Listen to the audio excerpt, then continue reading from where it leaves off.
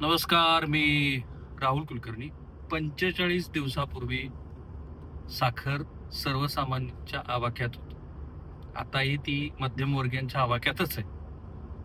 कारण ₹100 किलो साखर होण्याच्या दिशेनं निघाली आहे. काल परवा मी जेव्हा एका दुकानदाराशी बोललो तेव्हा ते म्हणाले की बारीक साखर ₹67 आणि मोठी साखर ₹70 किलो. पण आज बाजारपेठेमध्ये साखरेचे दर मोठ्या साखरेचे ₹80 किलोच्या दरावरती गेले. आणि असं दिसतंय की 9 वर्षानंतर पहिल्यांदा आपल्याला साखर आयात करावी लागेल. आणि हे सगळं घडत असताना शेतकरी संघटनेचे नेते, माजी खासदार, माजी आमदार श्री राजू शेट्टीने असं म्हटलंय की हा तब्बल 20,000 कोटी रुपयाचा घोटाळा आहे. आता हे सगळं प्रकरण काय? कशामुळं आपल्याला ही वेळ आली आहे? आणि माझ्या हातातले आकडे असं सांगतायत की 25 लाख टन ऊस हा इथेनॉलकडे गेला. त्यामुळं साखरेचा गोडवा हा अशा पद्धतीने वाढलाय का याच्यामध्ये काही ब्राझीलचं कनेक्शन वगैरे हे सगळं समजून घेण्यासाठी हा व्हिडिओ शेवटपर्यंत बघा. काय झालंय बघा, देशात साखरेचे दर 3 महिन्यात 40% म्हणजे ₹19 प्रति किलोनं वाढून ₹80 किलोपर्यंत पोहोचले आणि साखर ₹100 दिशेनं जाऊ शकते. गूळ 24%, तांदूळ 16% आणि मक्याचं पीठ 11% वाढ. आणि त्यामुळे सरकार हे 9 वर्षानंतर पुन्हा साखर आयात करण्याच्या दृष्टीनं विचार करू लागले. साखरेचा शिल्लक साठा गेल्या वर्षी 47 लाख टन आणि यावर्षी 32 लाख टनावरती पोहोचलाय. आणि ही ते खरी गंमत आहे. 2026-27 मध्ये ऊसाचं एकूण उत्पन्न 46.3 कोटी टन होण्याचा अंदाज आहे. तसंच 3.36 कोटी टन साखर उत्पादनाचा अंदाज आहे. तो गेल्या वर्षीपेक्षा 12% अधिक आहे. मग असं असून सुद्धा दर का वाढले? गेल्या वर्षी तर दुष्काळ पण नव्हता. सो गेल्या वर्षी जेव्हा साखरेचं उत्पादन झालं त्याच्यानंतर ज्या पद्धतीनं साखर कारखानदारांनी साखर बाजारपेठेमध्ये विकली आणि आता असं दिसतं आहे की व्यापाऱ्याकडे साखर आहे परंतु साखर कारखान्याकडे नाही. हे साखर कारखानदाराचं मत आहे. जे राजू शेट्टी म्हणतात की ते खरं नाहीये.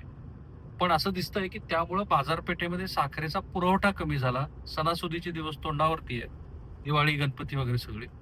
आणि लोकांना माहिती आहे की नवीन साखर कारखान्याचा हंगाम सुरू होऊन नवीन साखर बाजारपेठेत यायला वेळ आहे. आणि परिणाम असा झालाय की मागणी आणि पुरवठ्याचं गणित जे व्यस्त असायला हवं ते बिघडलं आणि आता साखरेचे दर वाढत आहेत. निव्वळ उत्पादनापेक्षा साखरेचा खप अधिक आहे.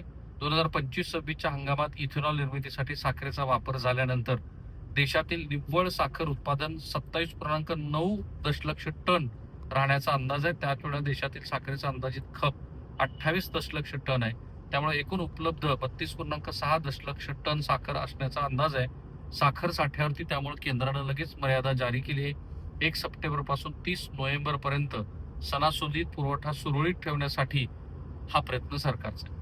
गुळाचे दर सुद्धा ₹6,000 किलो अशा पद्धतीने गेलेले आहेत. ₹6,000 प्रति टन अशा प्रति क्विंटल झालेत.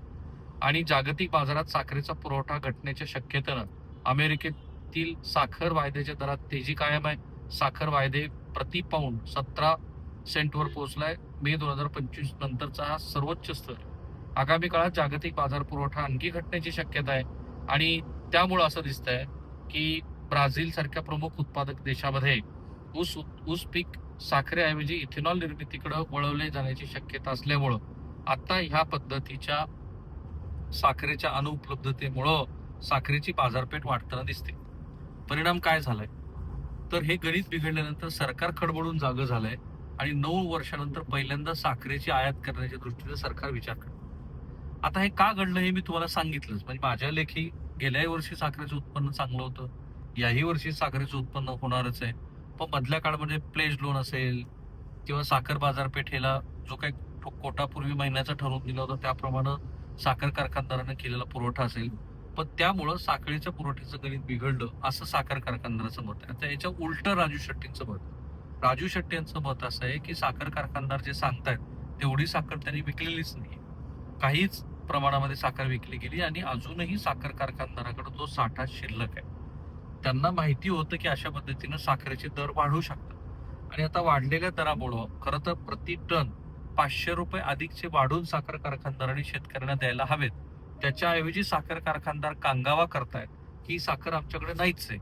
ती साखर मुळात व्यापाऱ्याकडे आणि व्यापाऱ्याच्या गोदामात आहे. आणि व्यापाऱ्याच्या गोदामात असल्यामुळे जो काही फायदा होईल तो व्यापाऱ्याचा होईल. म्हणजे काय तर साखर कारखानदार हे रिकव्हरी चोरून वजन काट्याचा इश्यू तर तुम्हाला माहितीच आहे. त्याच्या माध्यमातून अधिकात अधिक नफा आपल्याकडे घेण्याचा प्रयत्न करतायत. वाढलेल्या साखरेचा फायदा खरं तर शेतकरी नेते आणि शेतकऱ्यांना आनंदच व्हायला पाहिजे की तो जो फायदा झालाय तो शेतकऱ्यांना होणं अपेक्षित आहे. पण राजू शेट्टी यांच्या मताप्रमाणे 500 रुपये प्रति क्विंटल प्रति टनाला देण्याच्या ऐवजी हे साखर कारखानदार स्वतःच्या घशात ते पैसे घालतात आणि म्हणून सरकारनं त्याची चौकशी करावी. दुसरीकडे सरकार जे निवडणुकीला सामोरे जाणार आहे ते खडबडून जागं झाले.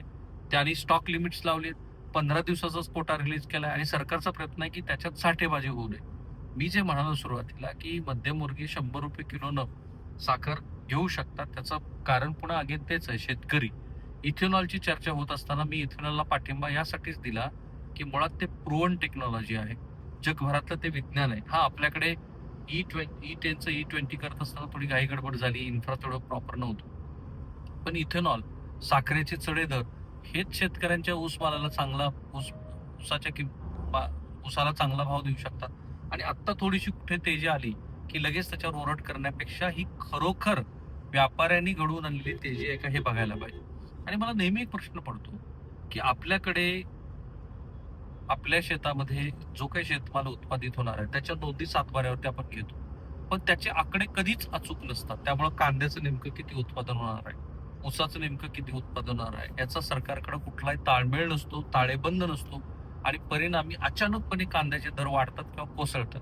अचानकपणे साखरेच्या संदर्भामध्ये काहीतरी उलटफेर होतो आणि आरडाओरड सुरू होते. हे जर देशांतर्गत बाजारपेठेत आहे तर आंतरराष्ट्रीय पातळीवरती ब्राझील काय करतोय, अमेरिका काय करतोय ह्याच्याबद्दलचं खरोखर डेटा अनालिसिस आपल्याकडे होतं का, हा मला प्रश्न आहे बॉस. आणि म्हणूनच आता ब्राझीलची याच्यातली नेमकी भूमिका काय आहे. ब्राझील सारख्या देशामध्ये इथेनॉलला जे प्रोत्साहन दिलं गेलं आहे त्याचा जागतिक बाजारपेठेवर काय परिणाम झालाय, कशाचाच कशाला ताळमेळ नाहीये, त्याच्यातनं हे सगळं घडतं असं माझं मत आहे. राजू शेट्टी यांच्या मंडळाला मी नाकारतो का त्याला समर्थन देतो, ती चौकशी सरकारने करा. मला तुम्हाला एवढंच सांगायचं होतं की महागाईचा दर वाढतोय, त्याला वेगवेगळी कारण आहेत. हे सरकारच्याही लक्षात आलेलं आहे, कारण महागाईचा दर हा विक्रमी पातळीवरती पोहोचलाय. उत्तर प्रदेशच्या निवडणुका होणारच आहेत पुढं. या सगळ्या लक्षात घेता सरकारनं शेतकऱ्यावरती बंधनं न लादता आपल्याला ज्यांना खरेदीची क्षमता आहे त्यांना खरेदी करा ह्या दरानं असं सांगणं, आणि ज्यांना नाहीये त्यांच्यासाठी पीडीएसच्या माध्यमातून काही उपाययोजना करणं हे सरकारने करायला हवं. अन्यथा पुन्हा शेतकऱ्यांना मार देणं असा सगळा प्रकार करेल. मला असं वाटतं की साखरेचे सध्याचे जे वाढलेले दर आहेत ते ऑक्टोबर-नोव्हेंबर पर्यंत कायम राहतील, कारण मध्ये पुरवठ्याचा इश्यू आहे. ऑक्टोबर-नोव्हेंबर नंतर जसं नवीन साखर बाजारपेठेत साखर कारखान्याची येईल त्याच्यानंतर साखरेचे दर उतरायला सुरुवात होईल. तोपर्यंत मी ही शक्यता नाकारत नाही की साखर 100 रुपये किलो दर सुद्धा होऊ शकते. पण हा माझा पत्रकार म्हणून अंदाज आहे. तुमचं जर काही वेगळं त्याच्याबद्दलचं मत असेल किंवा आणखीन काही क्युरिओसिटी असेल तर तुम्ही साखर कारखानदारांना किंवा ह्या संदर्भामध्ये जे व्यवहार करतात त्यांना जरूर विचारा. थांबूया इथे, चॅनल सबस्क्राईब करा. थँक्यू.